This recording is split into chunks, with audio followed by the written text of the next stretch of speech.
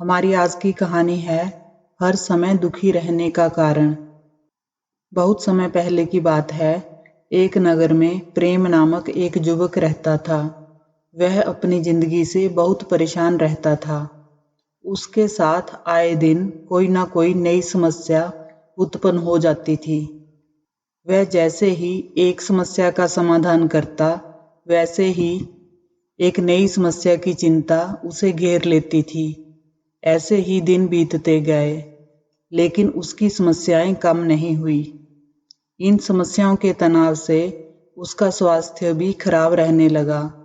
कभी पारिवारिक समस्या तो कभी व्यवसायिक समस्या के कारण वह चिंता से ग्रसित रहता था।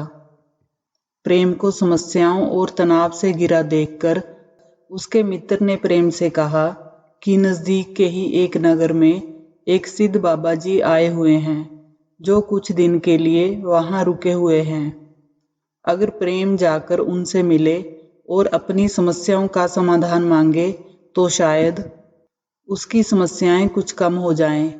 प्रेम को अपने मित्र की यह बात सही लगी और वह उन सिद्ध बाबा जी से मिलने नजदीक के गांव चला गया। उसने देखा कि बाबा जी का शिविर बहुत भव्य है, जिसमें कई घोड़े, ऊंट और बहुत संख्या में उनके अनुयायी हैं। यह देखकर प्रेम बड़ा ही खुश हुआ कि बाबा जी वाकई में सिद्ध पुरुष हैं, तभी तो उनका इतना बड़ा लाव लश्कर है। बाबा निश्चित ही उसकी समस्याओं का समाधान करेंगे। बाबा जी के समक्ष बहुत सारे फरियादी आए हुए थे, जो कि कतार लगाए खड़े थे और अपनी बारी आने का इंतजार कर रहे थे। वह एक एक करके बाबा जी के तंबू में जा रहे थे और बाबा जी से अपनी समस्याओं का समाधान पाने की कोशिश कर रहे थे। कतार इतनी लंबी थी कि प्रेम का नंबर आते आते सुबह से शाम हो गई। तब जाकर प्रेम बाबा के समक्ष पहुंचा। बाबा जी को प्रणाम करके प्रेम ने अपना सारा दुखड़ा बाबा जी को बता दिया। प्रेम की समस्या सुनकर बाबा जी मुस्कुराए और बोले, आज तो काफी देर हो चुकी है, अब हमारे ध्यान लगाने का समय है। अतः हम आपसे अनुरोध करेंगे कि हम आपकी समस्या का समाधान कल प्रातः बताएंगे। प्रेम मान गया। तभी बाबा ने प्रेम से कहा कि बेटा प्रेम, अगर आप बुरा ना माने तो मैं आपसे एक सहायता मांगना चाहूंगा। बाबा जी के यह शब्द सुनकर प्रेम ने कहा कि गुरुजी आज्ञा दीजिए। बाबा ने कहा कि आज हमारे ऊंटों का ध्यान रखने वाले कामगार का स्वास्थ्य कुछ खराब है, इसलिए हम चाहते हैं कि अगर आपको आपत्ति ना हो तो आज रात आप हमारे ऊंटों के भोजन पानी आदि का ध्यान रख लें और रात को जब सभी ऊंट बैठ जाएं तो आप भी सोने चले जाएं। आपके रहने और सोने का प्रबंध हम यहीं कर देते हैं। यह सुनकर प्रेम ने हामी में सिर हिलाया और बाबा जी को प्रणाम करके तंबू से बाहर चला गया। प्रेम ऊंटों के पास पहुंचा तो उसने देखा कि वहां 100 से भी ज्यादा ऊंट हैं। पहले ये देखकर वह थोड़ा सा घबराया, फिर हिम्मत करके उसने बाबा के शिष्य की मदद से ऊंटों को खाना खिलाया, उन्हें पानी पिलाया। इसके बाद वह उन ऊंटों के सोने का इंतजार करने लगा। जैसे ही किसी ऊंट को नींद आती वह बैठ जाता। बाबा ने प्रेम से कहा था कि जब सब ऊंट बैठ जाएं तब तुम भी सोने जा सकते हो। अब आधी रात हो चुकी थी। कुछ ऊंट बैठ चुके थे लेकिन कुछ खड़े थे। उसने देखा सभी ऊंट बैठ नहीं रहे हैं। अब प्रेम उन खड़े ऊंटों को जबरदस्ती बैठाने लगा। कुछ ऊंट तो प्रेम के प्रयास के कारण बैठ जाते, लेकिन उनके शोर से कुछ पहले से बैठे हुए ऊंट खड़े हो जाते। पूरी रात ऐसा ही चलता रहा और ऐसा करते करते ही रात गुजर गई और सुबह हो गई।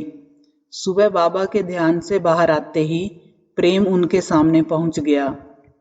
प्रेम की हालत देखकर बाबा सब समझ गए, लेकिन बाबा ने प्रेम से कहा, रात को नींद तो अच्छे से आई होगी ना प्रेम। बाबा की बात सुनकर प्रेम अंदर से तिलमिला गया और झुंझला के बोला, बाबा जी, रात में सोना क्या, मुझे तो ठीक से बैठना तक नसीब नहीं हुआ। आपने कहा था कि जब सब ऊंट बैठ जाएं तब सो जाना, पर जैसे ही कुछ ऊंट बैठते वैसे ही पहले से बैठे हुए कुछ ऊंट खड़े हो जाते थे। जब मैं खड़े ऊंटों को बैठाता था वैसे ही नए ऊंट खड़े हो जाते, और ऐसे ही पूरी रात होते रहा। ना ऊंट खुद बैठे और ना मुझे बैठने दिया। यह सुनकर बाबा बहुत हंसे। बाबा को हंसता देखकर प्रेम शर्म से पानी पानी हो गया। बाबा ने फिर कहा कि मुझे लगता है कि तुम्हें अपनी समस्याओं का समाधान कल रात की घटना से मिल गया होगा। प्रेम ने अचंभे से बाबा को देखा और कहा कि बाबा जी, मैं कुछ समझा नहीं। बाबा ने कहा कि जैसे कल रात कुछ ऊंट अपने आप बैठ गए और कुछ को तुमने बैठा दिया, लेकिन कुछ ऊंटों को बैठाने के चक्कर में तुमने कुछ बैठे हुए ऊंटों को खड़ा कर दिया। कुछ ऊंटों को तुम लाख कोशिशों के बाद भी नहीं बैठा पाए। ठीक वैसा ही तुम्हारी जिंदगी में होता है।